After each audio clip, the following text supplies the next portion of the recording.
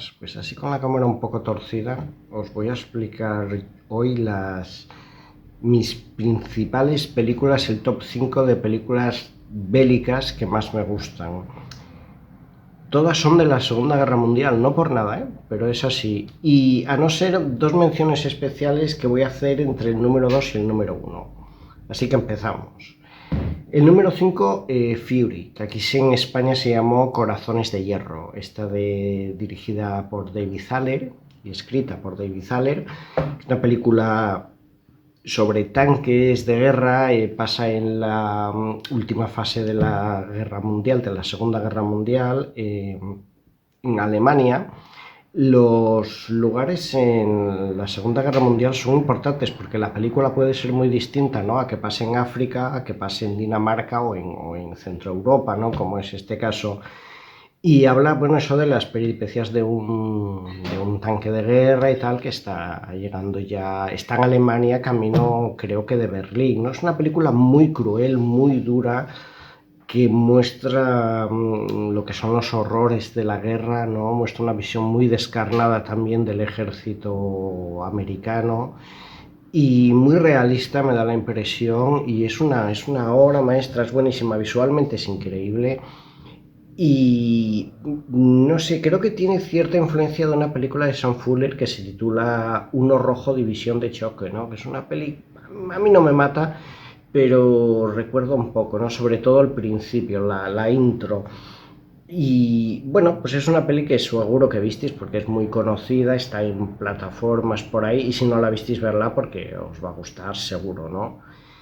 La siguiente sería El enemigo a las puertas, de Jean-Jacques Annaud. Es una peli que me parece que reconstruye el Stalingrado de la Segunda Guerra Mundial de una manera increíble. Hay una escena en que van por la calle y hay un avión que han derribado y que está en medio de la calle. Dices tú, vale, a ver si lo entiendo, este avión tuvieron que ponerlo ahí solo para filmar un minuto de película, ¿no? Lo que habrá costado eso. Y es una película muy chula, está basada en las memorias de un francotirador soviético que se llamaba Vasily Zaisev. Yo me leí sus memorias y debo decir que no se parecen nada al Jude Law de la película, ¿no?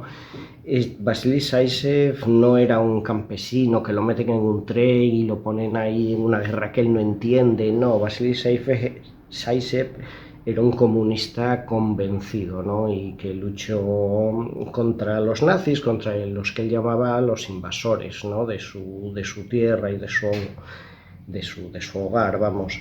Era una figura bastante distinta. Yo creo que Jean-Jacques Annaud no debería haberle llamado a Vasily Zaisev al personaje de Jude Law, ¿no?, sino más bien basarse, ¿no?, porque sí que es verdad que hay cosas que recuerdan un poquito al personaje histórico, algunas tácticas que hacía, el duelo que tiene contra el francotirador nazi, pero ahí acaban las coincidencias. Desde luego, como personalidad no tenía nada que ver. Pero la película es buenísima, además es súper entretenida y tiene una producción impresionante. Yo no sé dónde la rodarían, pero han recreado el Stalingrado de una manera que dices tú, joder, es que esto parece un documento histórico, ¿no?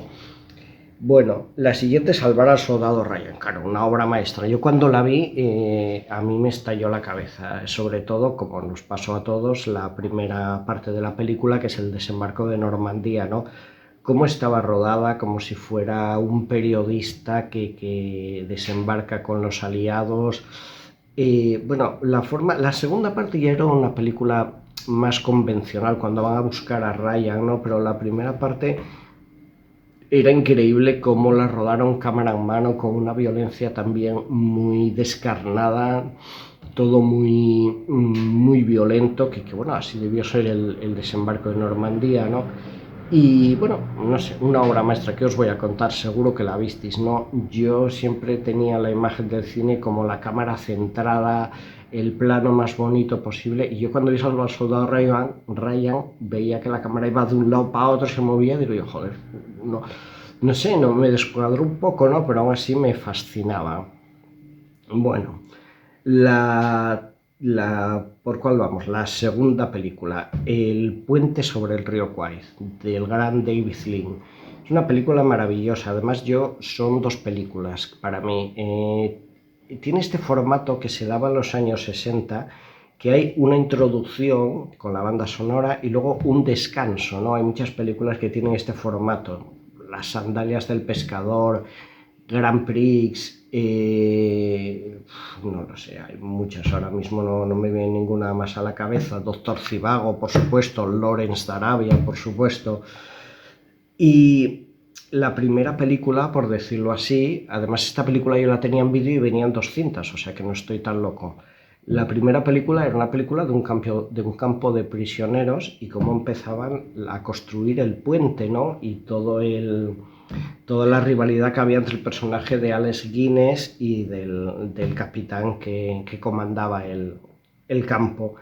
Y acababa, digamos, esta primera parte con la huida de William Holden.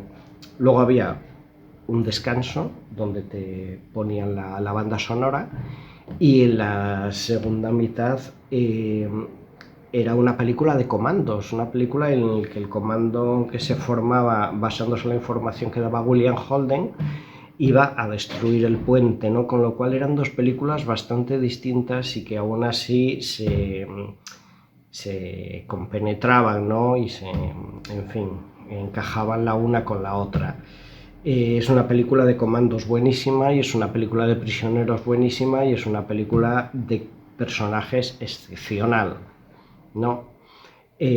Ahora dos menciones honoríficas, que no son películas de la Segunda Guerra Mundial. Una sería La Bestia, o La Bestia de la Guerra, la vi con los dos títulos. Una película de Kevin Reynolds, que está basada en la guerra de Afganistán. Es también una película de un tanque de guerra ruso que hace una matanza en un pueblo, luego se pierde de camino a la base y una película muy cruel también, pero os la recomiendo, muy buena, muy buena, impactante. Y la otra sería Black Hawk Derribado, ¿no? Una película que visualmente es increíble donde las haya. Número 1. Los cañones de Navarone. Es mi película favorita. Me encanta. Es lo que hablábamos antes de los escenarios de la guerra mundial, ¿no? Esta es una película mediterránea, no es una película como Rommel en África o como Los héroes del Telemark en el norte, en Suecia, ¿no? Sino que es una película mediterránea, que tiene sabor mediterráneo, pasa en una isla griega, ¿no? Y nos cuenta cómo este comando pues va a destruir los cañones de Navarone. Es una película muy bien estructurada en la que te sientes muy a gusto porque empieza con cómo reclutan a los comandos y después casi puedes seguir la película, pasa un poco como con El Señor de los Anillos, ¿no? Casi la puedes seguir como si con un mapa, ¿verdad? Cómo llegan al acantilado, cómo entran en barca en Navarone, cómo luego van a la montaña, en fin, es una película como buena película de comandos donde siempre hay un traidor dentro del comando. No os la cuento por si no la visteis, pero es una película excepcional. El director, Jack Nicholson, era una especie de, por decirlo así, de protegido de Gregory Peck, ¿no? Hicieron de Gregory Peck, sí, de Gregory Peck, que es el prota, e hicieron varias películas juntos, ¿no? Entre ellas tres de mis preferidas: Los cañones de Navarone, El cabo del miedo y El oro de Maquena, que a mí es una película que me encanta, que no es una película que tenga tanta fama. Luego Jack Nicholson hizo películas que yo muchas de ellas no las vi y no me parecen tan apetecibles, de verdad. Creo que a este hombre le faltaron buenos guiones porque era un director muy bueno. ¿Y qué más? Hay una escena buenísima de Anthony King, que como sabéis es uno de los comandos, que finge estar enfermo cuando los nazis los atrapan. Él finge estar enfermo para crear una distracción y amotinarse, ¿no? Y esto lo hace también en otra película que os recomiendo, que se llama El secreto de Santa Cecilia, ¿no? Que también es de un pueblo donde llegan los nazis en la Segunda Guerra Mundial, ya a finales de la Segunda Guerra Mundial, y les piden que les den sus reservas de vino, y el pueblo no quiere dar las reservas de vino a los nazis. Y en una ocasión, en una escena, quiero decir, Anthony King hace esto también, hace como ¡ah! hay una sobreactuación tremenda para apartar la atención de lo que está pasando y que no les lleven el vino, ¿no? Pues se hace una cosa muy parecida en Los Cañones de Navarone. Bueno, y estas son mi top 5 de películas de la Segunda Guerra Mundial. Habría muchas otras, claro. The Enemy Below, Los Héroes del Telemark, bueno, no sé, muchísimas otras. Pero bueno, estas, si no visteis alguna, yo creo que no os va a decepcionar. Un abrazo, muchísimas gracias.